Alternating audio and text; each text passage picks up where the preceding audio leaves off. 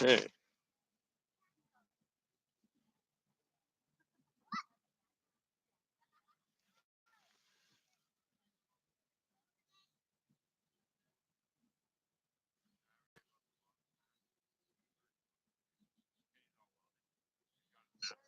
Double check, level check. Yep. Good. Hello. Want me to go, Dave? I got you guys centered in the picture.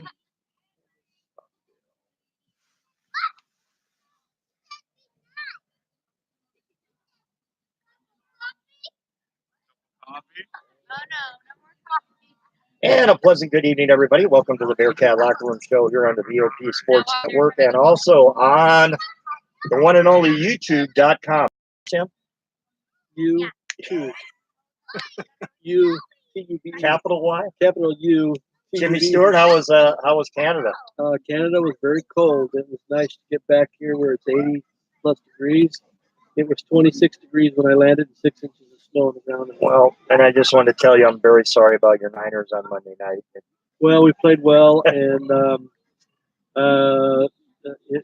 played better than we thought we were going to. Yeah, we were worried about you, but don't worry about me. Yeah. I'd like to say one thing. The last 2 weeks on Sunday Night Football, old guys can still play quarterback. Yeah. We played 57 minutes, and we needed to play 60, and you can't play 57 minutes against. Don't leave 104 on the clock. No. Yep. 7:20. Stop him.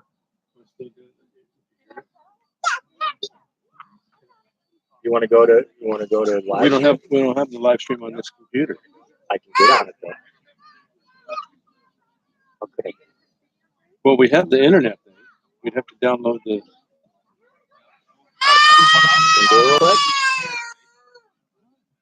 We're on live anyway right now, so we got to keep going. Sorry about everybody who's listening on the radio side of things.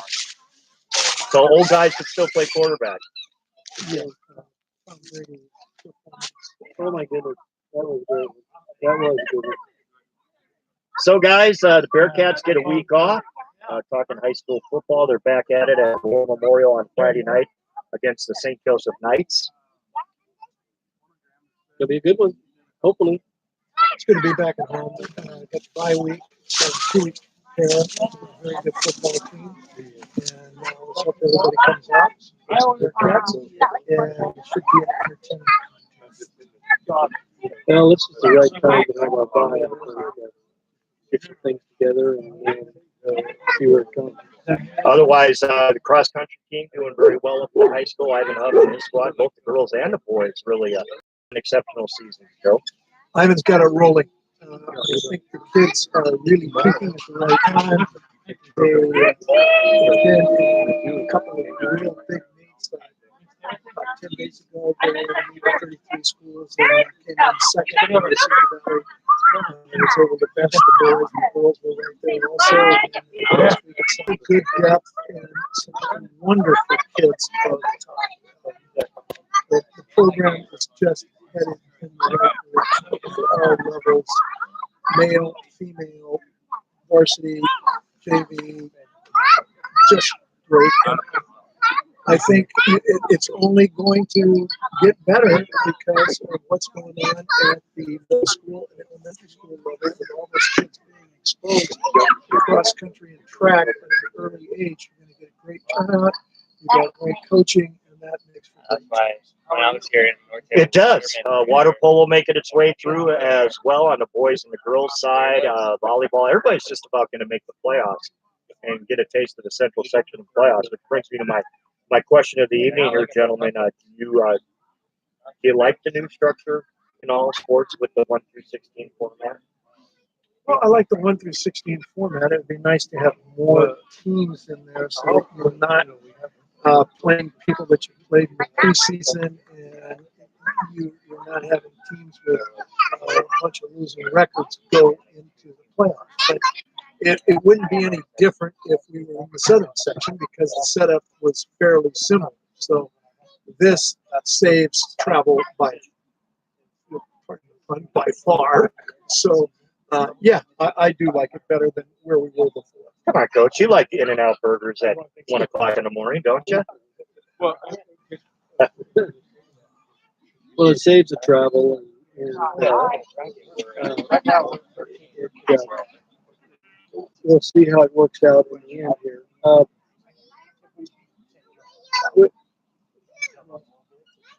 Kind of lost my thing. I was thinking about something. That's what Canada will do to you. Oh boy, I gotta still have a little bit. So, Coach, you want to should we bring Isaiah and Well, yeah, why don't we get these guys in? They worked all day long. Let's you want to get them him? I'm going to help Dave out on the camera real quick and work on a couple things. You guys handle this one, okay? So we'll let him in right now. We'll keep it rolling. Yeah. I'm going to get up here. You want the headset? I'll get Go ahead, Seth. like old baseball. He's a headset kind of guy. Isaiah, you want to squeeze in here by Bill? Or you can stand Yeah. There you go, Bill. Go ahead, take it away. Go right. All I can make a new one real quick too, Dave, and we can. Okay. We got to You got lower it to Isaiah 720. it's Oh, is it really? It's still doing that's what it. I'm saying. I'm going JR okay Reynolds. because that's what I said. And welcome It's a to good picture, by the way. Oh, I got Oh, a dog yeah. on my cord. My cord. Get my head up there. There's a dog there. And we are at the pumpkin patch That's a here. good picture. Courtesy But of I stopped. stopped it. I JR's stopped it back mom, then. Val. You know, we got a lot of and so people it's- out here See how it like just freezes getting up ready and for Halloween. And JR, give us the history of this place a little That bit. Start off looks with. freaking cool. Going back.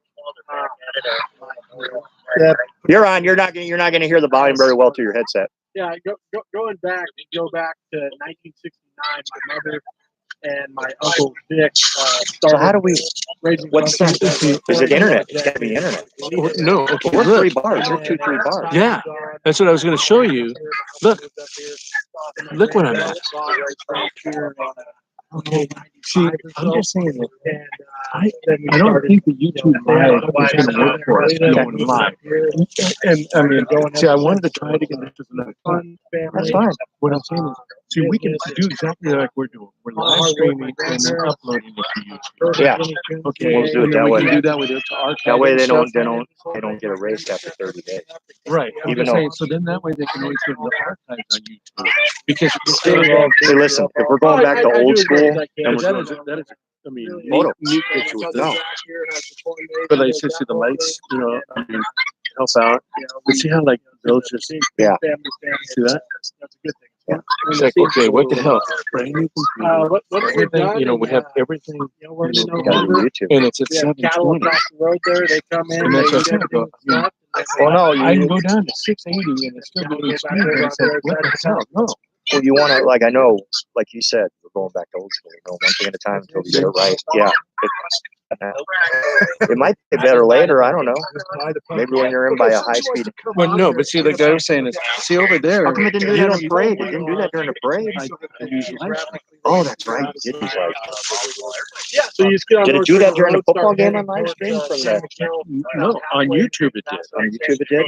Yeah, and that's what I'm saying. But see, on mine, it doesn't show it. It looks clear, like each clear. I mean, everything's clear. But on this one here, It's coming through the phone. But as far as that goes, then we do pumpkins by size. That's how we sell them. And it doesn't cost anything to come into the place. You know, we pay the pumpkins, we pay to go to the corn maze. Do I get a pumpkin when I leave? Yeah, Jimmy can get a pumpkin when he leaves today. So that's kind of how that works. We also have hay rides provided by Harris Stage Line. That's good for about It might. I don't. Yeah. but look, see those faces Yeah. now. Looks like Kenny. great place to get all kinds of No, but what? Okay, but I'm just saying. Okay, so I did. That was the problem I thought it was. I thought it was the, October 1st. you know, because I did it at 1080. Because it says you That's a great picture. We need to. Oh, we need to find somewhere for next week because Switch gears. it's another open house at Kennedy Isaiah, on Wednesday. So I don't know if we should do it. I guess we could do it. We could do it at War Memorial. But see, you know, see what's weird? Oh, it's because it hasn't caught up to it yet. Yeah. I've been on the varsity program since 2014. And done receivers, DBs, pretty much all the secondary spots. Yes, to D-line only. You passed it on special units. too. Yeah, last year was a unique year where I was actually a special team Coming through, coordinator, so I should had be able to- all the special teams. Oh, you know what? The entire program. I bet you're That on the was wrong unique. microphone. Should be on- I just say I should don't be on have the other every one. single It's special real team big. anymore. It is real that big. was I know, but hold on. a little bit of a challenge last year, but Katie made it a lot better.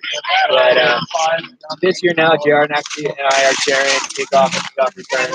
So I still got a couple special teams, but mostly just on the defense side of the ball. Okay. Tell the folks at home what's your background, when did you graduate, and so forth, and where'd you go after high school? Yeah, so graduated from Paso in 2007. I don't think so. Then I went to Cal Lutheran and played 4 years of football down there. Came back home in 2011, and then actually JR and I coached a youth football team in 2011 when we came back. Had a juniors team.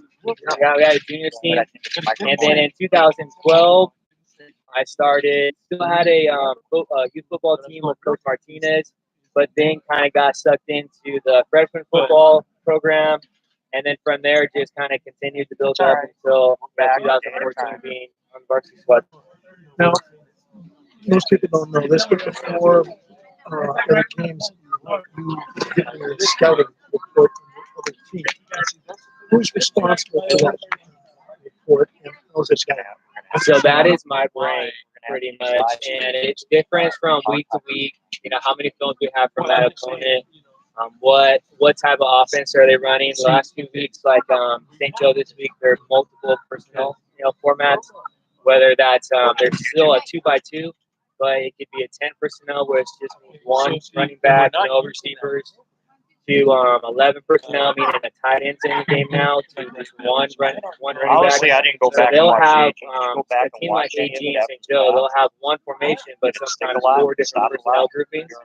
So when a team does that, then I format my breakdown to that way. But a team that, for example, I'd probably say, Pioneer Valley, that did a lot more of the motioning and all that stuff. I focus my breakdown more on why they're doing those things rather than the personnel breakdown. So I just, but so we have our program called Huddle, and we use it for the sideline on the game days where we can show the kids, the previous series. But we use it to break down and pretty much as many cells as I put in there of information from down and distance to offensive formation to, it's unlimited. The technology nowadays, what you can put in there and what information you get back, whatever you want to know, you have the capability of spitting out into a report. And it drives me a little bit insane, but I love it at the same time just because I'm always trying to get as much information for the kids in our defense as we can for Friday night. Okay, now, Huddle has really changed the way people do scouting. It used to be in the old days, you had to trade film, then it was videotapes, then it was CDs or DVDs.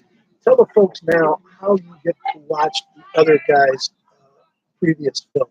Yeah, so luckily JR and I got into this when we don't have to do that, because I know previously it was the young guys that had to drive down to LA and go swap the film. So we got super lucky.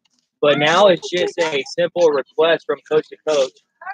You send them a preview of your film, they send you a preview of their film, and you can trade up to, it's unlimited how many trades you can do in between the coaches. So by the end of it, you can have up to, 2 games or, 4. Just really depends on that week what the coaches agree to. And what's even cool about it as well, we can watch it on our phones. It's a mobile app. The kids have it on their phones. So, really nowadays, we don't have to go into a classroom and show kids films. It's available to them 24/7.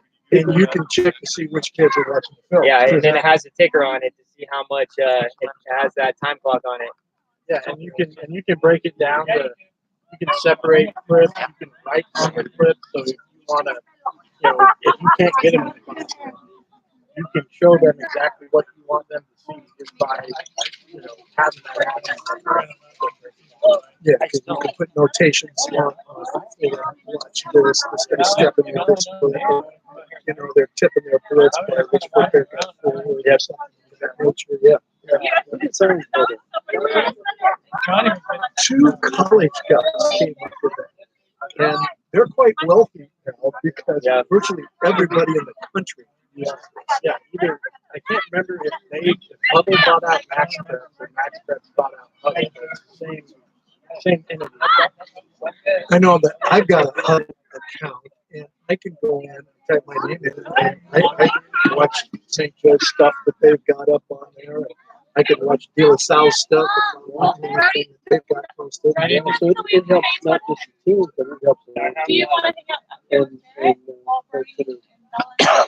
Well, college scouts too, because they don't. That used to drive me crazy as a coach. You guys would say, "Can you send me a tape?" Well, you'd have to. You don't want to send them your originals. You'd spend hours making copies of tapes or CDs. And remember, we used to have. Used to have this giant thing where burning CDs and you'd be turning them out to the kids and mailing them to college coaches. All that is passé now. College coach can just go right into the huddle and look at the kids. You know, kind of a side, but I used to train horses for Tom Glory, and I went into his. He never went home.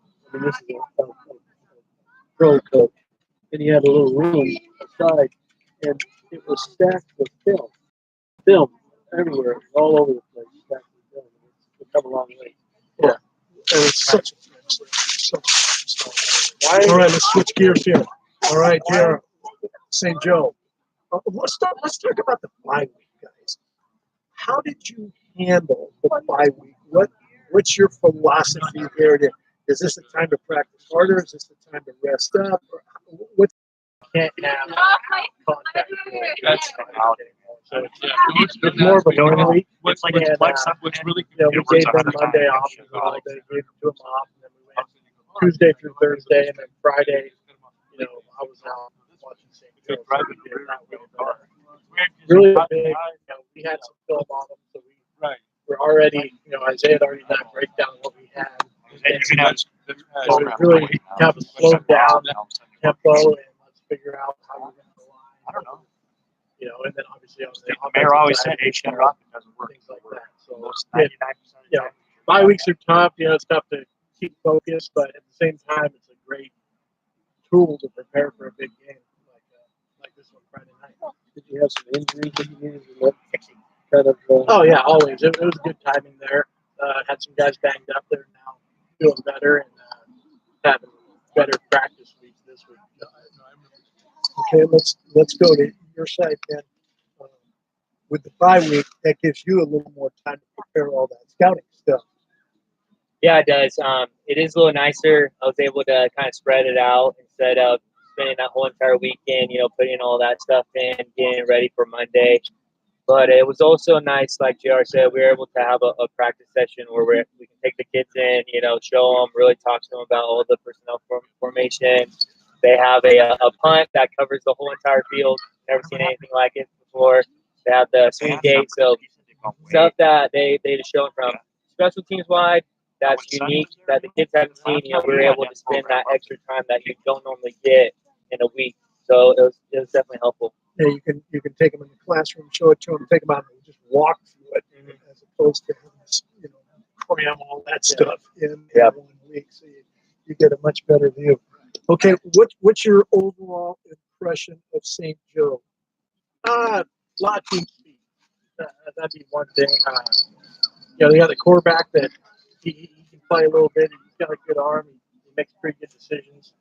But overall, team speed, and then some pretty good size up front that, kind of AG-like with a couple of guys. I mean, those are the couple things that really pop out. Okay, from the defensive standpoint, what do you think is the number one thing that you're going to have to stop or contain? Yeah, since AG is similar offense to St. Joe, they kind of run the same stuff, same formations. I'm guessing, they look at our film, they're going to come back with the blast and counter, tight end, two back sets, just because they've already seen it on film against us. And Aurelia Grande had some success with it, and it's in their book. So I'm sure, we'll be seeing kind of that similar run game from them. But like JR said, when they fly sweep and that guy gets the ball in his hand, I mean, they can they can take it to the house. Their wide receivers are all really fast and athletic, so their quick screen game. A few games, I mean, those guys can again, have a 60-yard touchdown, no problem. They're just super athletic and fast, so they can pretty much do it all. They got, like JR said, good size up front to be able to run it, but also the quarterback gets the ball into his athlete's hands. So it's going to be a tough matchup for us from the defense to try to stop all of it. Okay, what do you think of their defense? What do they present there? Well, same thing. There's some pretty good team speed there, and they got a linebacker number 28, pretty darn stout football player as well. Plays both ways. Plays kind of H-back slot. Really, coverage-wise, they want to stay in one high. I believe they want to stay in one high. And, that's something that we kind of like to play against, anyways. But we get them in a too high, that takes guy out of the box and gets more stuff in the run game. So, really, it's they kind of morph and change every week to who they're playing, what they're doing, coverage-wise. So that it's going to be a thing where we got to see what they come out with on Friday night. But luckily we've had 2 weeks to prepare. No, are they a big blitz team? They will, and really it depends on situation. I mean, if they think you're running the ball, their defensive front will bear crawl. And if they think you're throwing the ball, they'll bring some pressure and they'll, pin their ears back with the defensive line they can bring. So, really multiple on defense. They do a lot. Okay, let's talk about the league. That surprised you, one of you guys, the Getty AG game? No, didn't surprise me. I kind of figured it would be similar to that. I thought maybe a little closer, but. Yeah, I mean, it looked like it was kind of similar to us. AG hung with them for the first half. It was really a close game, just like it was with us against Rigetti. And then that second half, Rigetti offense just kind of took off. The defense dying down, and the game just got away from them. Okay, so how did St. Joe look? They're hung with them for the first quarter, and then the second half, or the second quarter, some missed tackles on the defensive side for Cascadero, but real big plays. If you don't get them the first time, they have the speed where they'll take off on you. Offensively, Tascadero was missing their quarterback. I think their tailback got hurt. They're having trouble moving the ball. That was kind of the tail of that. Yeah, then you keep giving St. Joe the ball back, and the playmakers that you're talking about, the more touches they get, the more chances to score. So, yeah. So the game plan may be to kind of control the ball against these guys. Oh, yeah. I mean, you really don't want their offense on the field that much. Our defense needs to be well rested. That's really the plan. Nice long guards. Yeah, absolutely. Stay away from the shootouts. Yep. And the penalties. The penalties have been a little bit of a bugaboo for us. Is there anything you can do about that? What do you do about that? We've talked about it. I mean, you practice it for the stuff that, that isn't a stupid penalty. And then, there's punishment for the stupid penalty. So that's really all you can do besides, taking the guy out. So. Yeah, it was really it was kind of a difficult situation last week, 2 weeks ago, with lineman downfield for our RPO offense. Because me up in the booth watching AG do their play action, I saw just as many of those linemen 5 yards downfield on their booth compared to our play action RPO type of stuff. So it's just we just didn't get those calls on that night, and it probably looked excessive because we had I think 3 or 4 of them, and we haven't had those normally this year. But we just didn't get those calls that night because watching the other side of the ball, they had the exact same situation done a little differently. It's just those refs' eyes weren't in those spots. I talked with the refs, not the guys that did your game, but Bobby Kennedy's crew, and they say it's really difficult to officiate RPO games because they tend to look at the ball, and the ball can go here, it can go out the backside of the quarterback, or they can throw it. So they tend to not cite that. And I've noticed up top, a couple teams that you played, that there are linemen downfield a lot more because linemen really don't know whether it's run or pass. Yeah, they don't. Yeah. Yeah, it's tough because there's times where we're, the buffer's that 3 yard mark. And there's times where last Friday or last game 2 weeks ago, that it looked like we were right about 3. And there's other times where we're past it. They caught us. Well, and with the officials too, it's tough in high school because during the regular season, it's a 5-man officiating crew as opposed to the playoffs where you've got 7 guys. You're not going to get that. Okay, gentlemen, we really appreciate you. Just thank you for everything you do. Appreciate it. Appreciate it. And senior night Friday night, and recognize those seniors from their last game at War Memorial. Keep Doss busy. So we're excited for that. Oh, great. Yeah, and I'd like to say to the fans, come on out and support these guys. We need it. And it's one high school in one town. There's no reason not to. The weather's nice. It's going to be the last home game for a while. We've got Tascadero, then we're going to be on the road with the playoffs and stuff. So it might be the last time we get to see them. Hopefully not, but it might be for a while. So come out and watch. All right. Thanks very much, guys. Really appreciate Thank you. it. And we'll turn it back to Jimmy here, and we'll change gears. I don't know if I can do that at my age. Change gears? Look, I kept the wireless. That's a good transition, isn't it? Yeah. Thanks, JR. And don't forget, come out and buy a pumpkin. What's that address again, JR? 5670 North River Road. 5670 North River Road. You can't miss it. 5670, You right? just turn in with a giant It's pumpkin. got a Where big the tail. the Barbu place, and then Coach and I were talking. They make a lot of things. You can't miss it. No. There's no way. You go north on River Road, you're going to run it. Good, and those guys are upbeat, keeping things together, pushing forward. That's, And the scouting stuff is interesting. And explaining to the fans out there. I was gonna ask you, Coach, when you had a bye week, what was your big? Are you a big fan of the bye week? And we've already talked about the 0 week. Week 1 for us was 0 week. That was week 1. That's ridiculous, that whole thing. But are you in favor of the buys? Yeah, I like buys. And if you had your druthers, you would have a buy right before your first league game. Is where you'd want your buy, so you go into the league healthy 100%. And that's a good thing about the bye week. Football's tough on your body. And it's not just injuries, it's downright being sore. And you get time to recover and rejuvenate in the middle of the season. It gives your kids a spark again. So I do like the bye week. I like it. I do. I think it's good for you. Like you said, you're sore, and it just gives you time to kind of reflect on what's going on in the season and where you need to go from there. I think this has been an exceptionally good time for us to have a bye week. It ain't going to be easy, but as you're the guys, the coaching staff, doing what they can to get these kids ready to play. A little bit of Bearcat pride mixed in there. Hopefully, we have a good show on Friday. And once again, it's Timmy. We're there what Kim said a minute ago. Hey, Bearcat fans, show up and be loud. We're a little bit louder at homecoming, Coach. It wasn't bad. We told them, get out there and support them.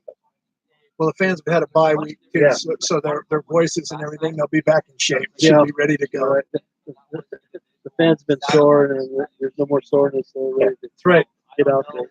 And don't forget, you are listening and watching on YouTube and on the VOP and VOP Sports Network on this Wednesday evening from the Pumpkin Patch on a beautiful October evening. The sun's just setting right now. We got a little bit of a breeze blowing. Coach still in the sleeves.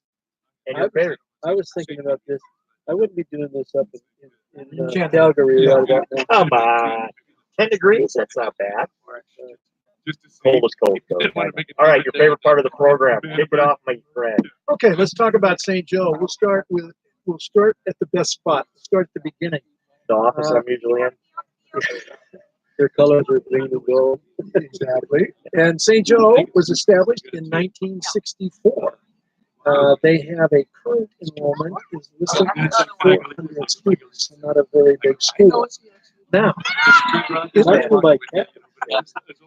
no, well, but their recruiting area is much smaller than many of the other schools in the Southern California area, and even in the Central Valley has a different deal. they don't let them go outside the normal recruiting area. So, yeah, they have 400 kids. Some of their kids live as far up as Arroyo Grande. You don't get a lot of them from San Luis because those kids tend to go to Mission, and then they'll get kids down,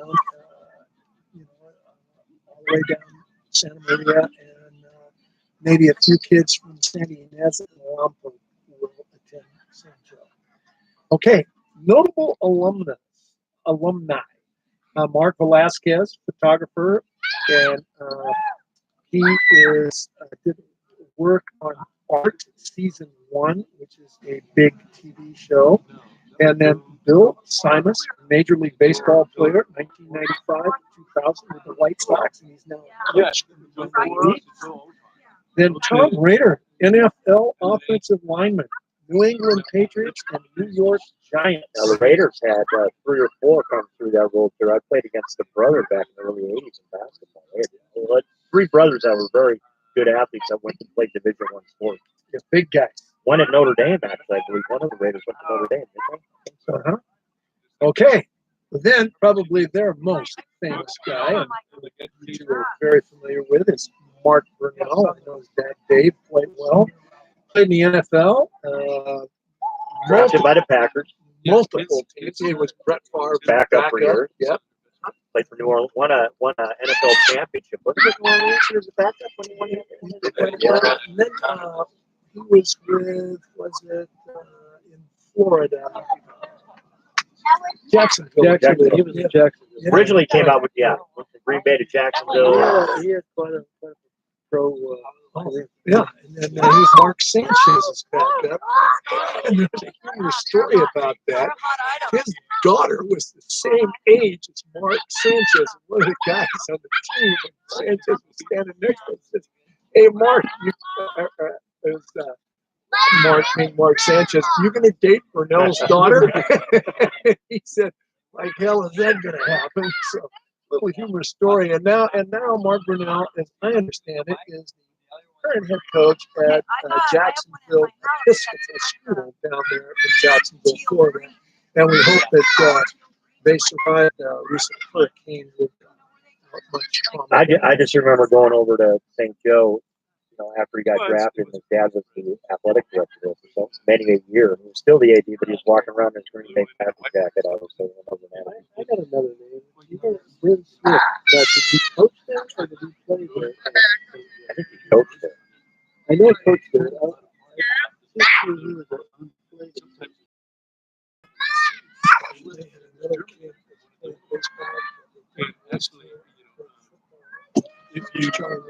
Who's that? Well, Kuzak's kids primarily football players, but DB and intercepted pass against us, ran it back, touchdown, he pitched. Hey, let's talk about the current team they've got. Their head coach first year, Pepe Villasenor. They are currently 6-2. They are 2-0 in the league. Nationally ranked, and there's 15,000 high schools in the country that play football, and they are ranked 1,296. In the state of California, there are 1,500 schools that play. They are ranked 115. There are 120 schools in the central section. They are ranked 9th, and there are 17 schools in Division 1, and they are currently ranked 6th. Now, they have played Central Valley Christian, who they defeated 42-6. Then they beat the good Pioneer Valley team 35-19. They had a tremendous last-second win over Garces, 31-30. People coming out of the corn, bro. Yeah, if you build it, they will come. They lost to Bakersfield Christian, which was kind of an upset, 38-31. They beat Centennial, 48-28. They lost a tough one to Lompoc. Lompoc kicked the field goal with 3 seconds to go, 24-21. They defeated Arroyo Grande pretty soundly, 34-17. And last week they put it on the Greyhounds pretty good, 49-14. So that's where their 6-2 record. Coach James Earl Jones is whispering in my ear of 1919 White Sox. Hey, and listening to the guys talk, and then I watched some film. The guy to stop is Chase Octopius, who's their quarterback, and he is the kind of guy that's caused us a lot of problems. He can throw the ball accurately. He can throw the ball deep, and they love to do that. They've got a good vertical passing game where they'll send 3 or 4 guys out deep and then slide a safety valve guy out. But he's 6'2" and 200 pounds, and he's fairly quick. So we're really going to have to tackle. And then I think JR made a really good point. This is not a small football team. Let me tell you about some of these guys. They're linebackers. Billy Silius, linebacker, 6 feet, 220 pounds. Zach Wilson, linebacker, 6 feet, 220 pounds. Strong safety. This guy's name is Gugias, and he's 6 feet, 200 pounds. Strong safety. Then up front, number 56, Isaiah Yanez, offensive tackle, 6'3", 250. Stone Cooley, offensive line, 6'4", 230. Toby Brown, defensive tackle, 6'7", 295. Alex Onteros, 6'2", 300 pounds, is their center. Jacob Hernandez, defensive tackle, 6'4", 280. And then the guy might be his twin brother, Dominic Hernandez, 6 feet, 265. So there's a lot of size to contend with there. Some of these guys do play both ways. So it is imperative that the Bearcats control the football and the pace of the game. These guys don't huddle up.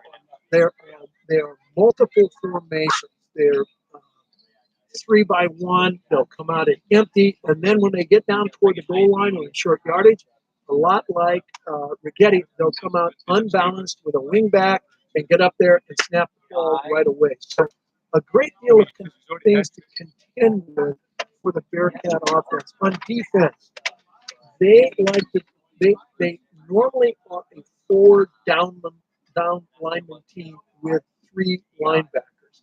And then, as JR said, they'll play a single high safety, or I saw them play cover 2, where they'll play 2 safeties and the corners will roll up. So they're kind of multiple there. Blitz sometimes, but they'd rather get to you with 4 big guys. So Bearcat pass protection is going to have to be good, and the ground's in the box in that 4-3 front. You got to make one of those guys get out of there, so that you then can match up with the back the block and your 5 linemen versus 6 guys in the box. If they can play you 4 deep and keep 7 in the box, you're going to have a tough time. Bill, what's the history behind this coach? I had never heard of him before. Do you know anything about him? He had been on the staff, I believe, for a year or so, and he is from Southern California. I want to say he had experience with St. Bonaventure. So, yeah, young guy. Now he brought in all the offense and stuff. This is his, or St. Joe played this over time. It looks like all the guys down there from Arroyo Grande down play the same offense. They're all in a shotgun spread with a lot of motion and a lot of countering action in it. So I don't know whether that's something that he picked up down there or where that came from. But they throw the ball better than anybody else in the league by far. They got big receivers. Their receivers are fast, and they like to just crank the thing up. I watched them throw a number of passes over 40 yards for touchdowns. So look for that. They're going to come out and I would say they're going to come out and try to throw the ball right off the bat. They're going to try to like they did 3 years ago when we were down there, or 4 years ago. We had to, maybe 5 years.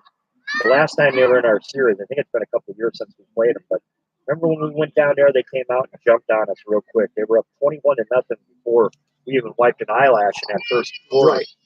Right. Yeah, very similar situation. It's been a while since we've been in the league.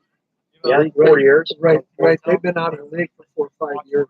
Yeah, and now what's happened is they placed San Luis Obispo in the league, as they should have, and it's made the league more competitive from that standpoint. What's your feelings on overall the way the year's shaped up so far? It hasn't been one of the best years record-wise if you look up and down the Central Coast when it comes to Central Coast football, because we were spoiled for so many years. Every year we had one or two teams that were making it to the finals. Yeah, we did, and it's just people don't like to hear this. Talent levels down.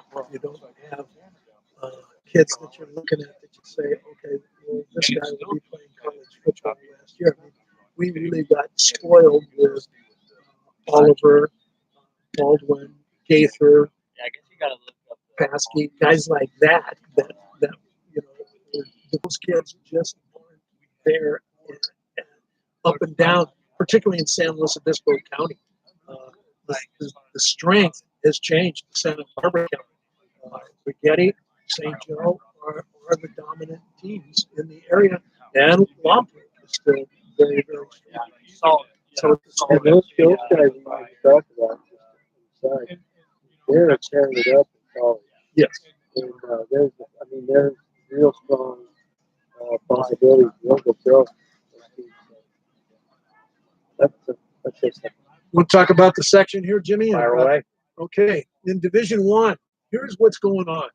We'll start with the rankings. We'll tell you who played who last week and who they're taking on this week. Central is still number one at 8-0, and Central has beaten everybody they've played and really beaten them soundly. Last week they played Clovis North. They won 48-14. They play Clovis West coming up this week. Buchanan, whose losses are to Concord de La Salle and to Central, beat Clovis West 35-7. They play Clovis East this week. Liberty, who has lost to, I believe, Buchanan. They are 7-1. They beat Stockdale 31-7. They take on Garces Friday night. Then Bakersfield, who is 6-2, to Sierra Canyon and Servite in the southern section. They beat Frontier 35-7 1 week, 2 weeks ago, and then beat Garces 50-26 last week. They play Centennial this week. So Bakersfield strong, and that's a signature win, the one over Garces. Clovis lost to Central 3-14. Ouch in their last outings. They are 5-3. They play Clovis North coming up. St. Joe is number 6. They defeated Atascadero 49-14, and they play us. Number 7, Arroyo Grande lost to Rigetti 46-24, and they get Atascadero this week, so they should get healthy versus the Greyhounds. And then that game was real close in the first half, but they were able to stop the Arroyo Grande ground game, and Rigetti doesn't throw the ball great, but they throw it enough to hurt you. And Mortensen, their quarterback, got hurt, and the other kid stepped in and threw a couple touchdown passes, and that really gave them separation in that game. Then our good friends at Sanger are ranked 8th. They beat Madera South week 63-19. So there's 3 teams that will 5 teams in the top 8 that we have played this year. And they take on Edison. That's a brutal schedule. That's just yes. And then number 9 is Ridgeview, and they lost to Bakersfield Christian 16-10. They played Tehachapi this week. They're 5-3. Centennial is 10th, and they lost to Garces 31-23, and they get Bakersfield this week. So I look for Bakersfield to win big there.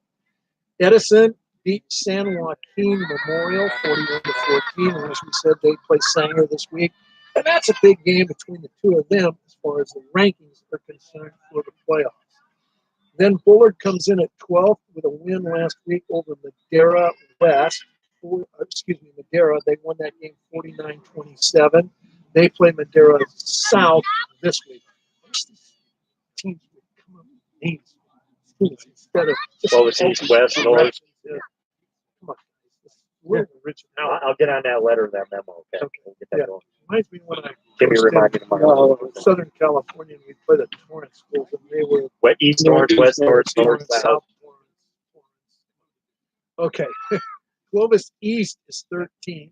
They lost to Clovis West 20-4. They get Buchanan this week and should get clobbered. Number 14 is Clovis West. They lost to Buchanan last week, 35-7, and they play Central this week. They're 1-7 on their way to 1-8. And then, and here, I don't quite understand why we are 15th and ranked behind them, but that's that logarithm business.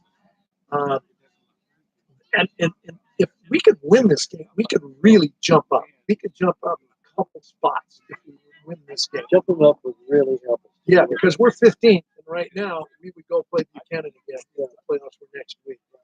And then right behind us is Clovis North at 2-5, and they play Clovis. So if they were to defeat Clovis, they lost to Central 48-14 last week. If they were to defeat Clovis, they could jump up and we could move down.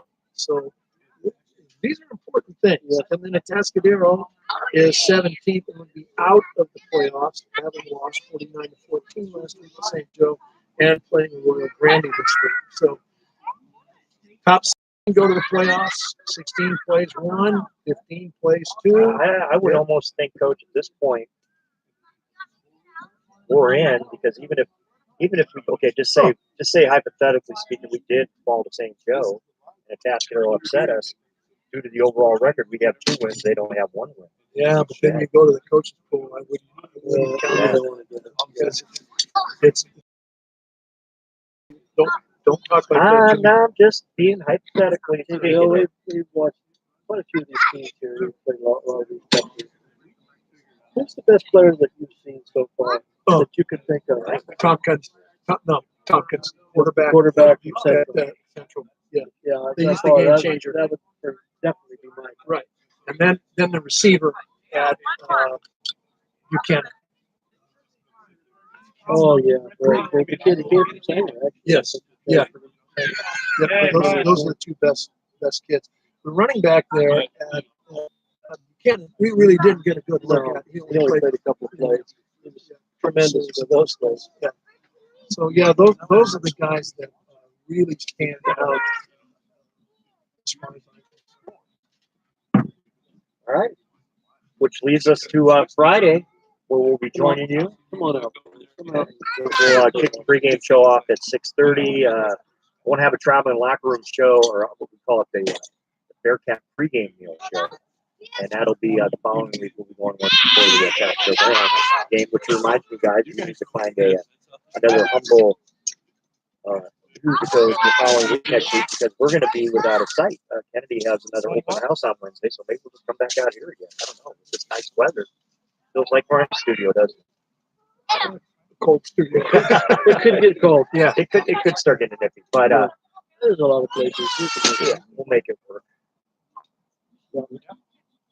That pretty much wraps it up. That's it. Yeah, you getting nippy. You got your shorts on there. I got my real picture on. You got your pants on. Coach, any final thoughts? Good homework as always. Well, thank you. Yeah, things are wrapping up here, and the league is shaking out. It looks like Rigetti and St. Joe are heading for a big battle in the last game. That's a big deal down there in Santa Maria, the Shield. But we have a real chance to throw a wrench into the whole thing here. So come on out. There's nothing like a big upset toward the end of the season to really, really buoy your spirits going in. I like that word.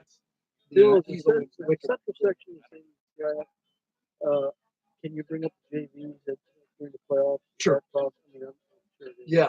Yeah, and that's a good point, because it's a good experience for those kids.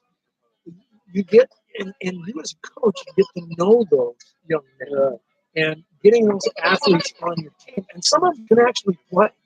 I don't have the JV roster in front of me, but the first kid I would bring up is a middle linebacker from the JV kid. That kid can play, and he could play special units for you, and that would be a real good experience for him. And it gets you ahead. One of the things that really propelled us in the late 90s was we got deep into the playoffs and brought up a lot of those kids. And you get it. That's a month of practice that other guys don't get. And it really is an advantage because coming into spring practice, you've got kids in the 10th grade that understand things like right now because they practice with you for a month and they're ready to go. All right, so Friday night we're with you with the pregame show at 6:30. Kickoff at 7 o'clock as the Bearcats take on the St. Joseph Knights right here on the BOP Sports Network. Mr. Canada, you got anything to say? No, I'm good. I'm good, John. You learn any French while you're up there? They speak a lot of it up there, but I like it. Especially in the western part In the of western Canada. part, Jimmy, that's two different Two different hemispheres. two Yeah, different things. got to read up on my Canada history. Yeah, well, it's a great place. Calgary's a great town. If you, I'll tell you something. If you've never been to the Calgary Stampede, put it on your bucket list. They run 1 million people through there in a 10-day run, and it's, I think they run about 110,000 people a day. It's one of the best rodeos in the world, and the chuck wagon races can get pretty wild. All right, we got to get Bill in a sweater before he freezes to death. Don't forget, though, come on out to the River Cay Pumpkin Ranch out here on North River Road in between Paso and San Miguel. You can't miss it. Coming from San Miguel, it would be on the right-hand side. Coming from Paso, it's on the left. So as we do is we close the Locker Room Show on every program. We do here on the BOP Sports Network. We close it on the count of 3. 1, 2, 3. Go Bearcats.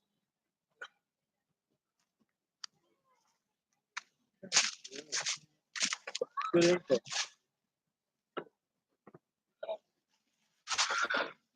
If you plan it, they will come. Right? Not melting, Tim.